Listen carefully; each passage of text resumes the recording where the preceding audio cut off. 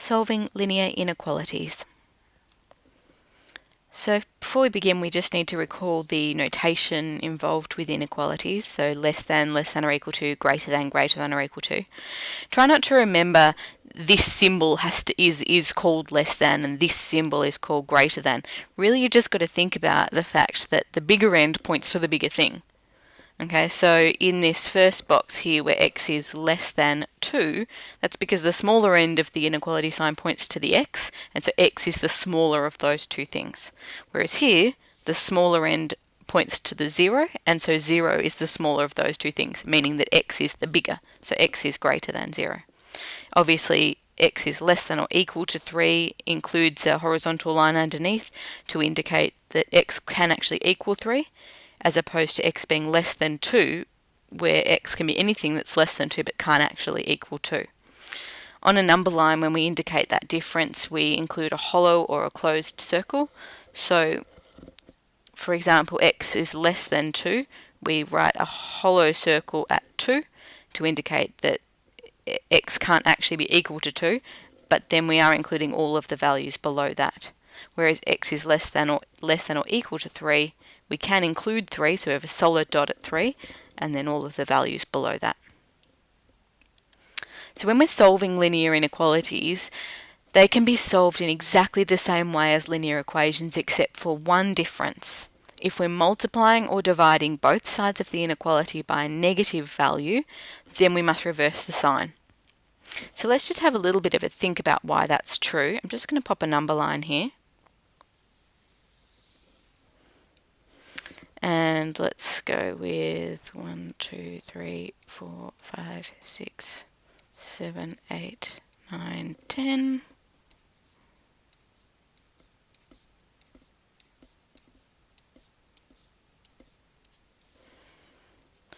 Okay, so let's just think about a very simple statement.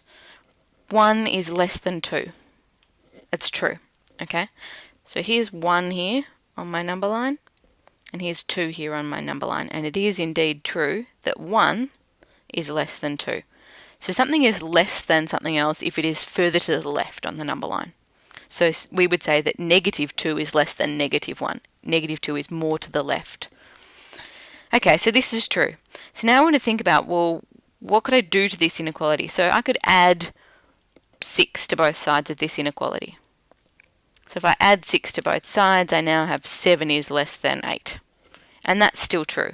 It's like taking these 2 points on my number line, I'm adding 6 to this, so I'm going to move it up with 1, 2, 3, 4, 5, 6. So if I add 6 to it, I end up here. And I add 6 to this, I end up here. And my inequality is still going to be true. So if I'm adding something to both sides of the inequation, it doesn't change the truthfulness of that inequality sign in the middle. Similarly, if I subtract, so if I were to subtract 5 from both sides of this inequality, for example, so if we now say we're going to subtract 5 from both sides, so we're now going to have negative 4 less than negative 3. Okay, that's still a true statement. We can see we've subtracted 5, so 1, 2, 3, 4, 5. So this value has gone here. And this value goes here. And it's still true. So adding to both sides of an inequality, subtracting from both sides of an inequality, same thing, not a problem.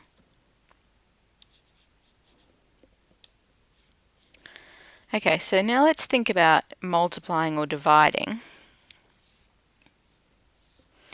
Okay, so I've still got my original statement, 1 is less than 2, and which is true. So now if I think about multiplying both sides of this equation by, let's say, 2. So if we double both sides, I now have the statement that 2 is less than 4, and that's certainly true. So if I multiply this by 2, it's going to end up here. If I multiply this by 2, it's going to end up here. So we now have 2 points that are further apart, but the inequality is still true in that the one on the left, or the smaller one, is still on the left. Okay, but if we multiply both sides by, let's say, -2 instead, or -3, just for something different.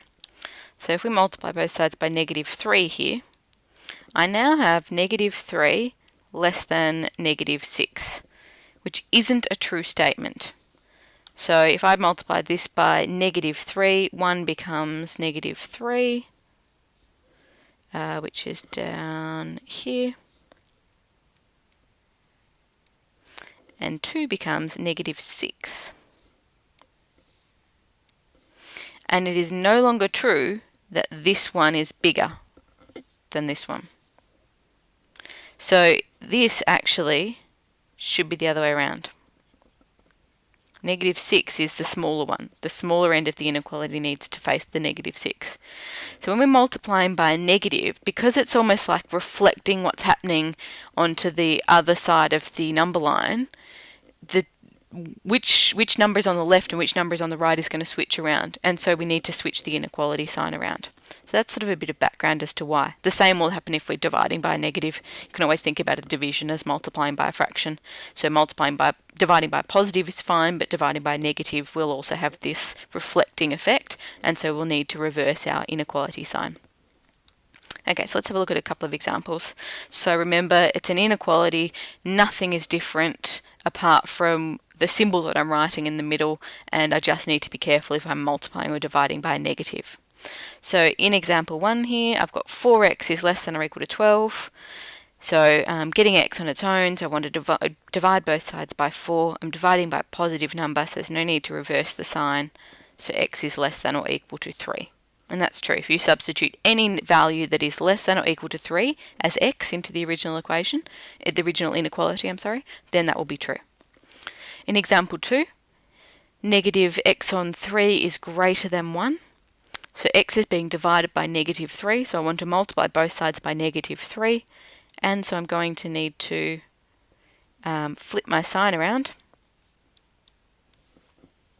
and so I get that x has to be less than -3. My apologies, the original question asked us to graph the solution set on the number line. So you'll notice when we solve inequalities, we don't get a solution, we get a solution set, because it's a range of values that make this inequality true. There isn't one particular value that makes it true. So in example 1, our solution set was x is less than or equal to 3. So I'm going to draw my number line. You don't need to go into a whole lot of detail here. I always include 0 as a bit of a reference point. Here's 3, x is less than or equal to 3, so we're including 3, so solid dot at 3, and all of the values below that. In example 2, our solution set is any value less than -3, so number line, and mark 0, -3 is here. X has to be less than -3, so can't include -3, but can be anything less than it. So what that means, if you were to substitute -3.000001 into your original equation, that would be true. But if you were to substitute x equals -3 into your original equation, it wouldn't be true. Your original inequality, it wouldn't be true. But any value less than -3, and that would be true. Okay, example 3. So a slightly more complex inequality. We've got x's on both sides, but just remember it's the same as an equation, except bearing in mind that if we multiply or divide by a negative, we must flip the sign. So I've got 2x on one side and 4x on the other side, so I'm going to subtract 2x from both sides to keep things positive. Keeping things positive in your solution process will also help to avoid the need to reverse the sign.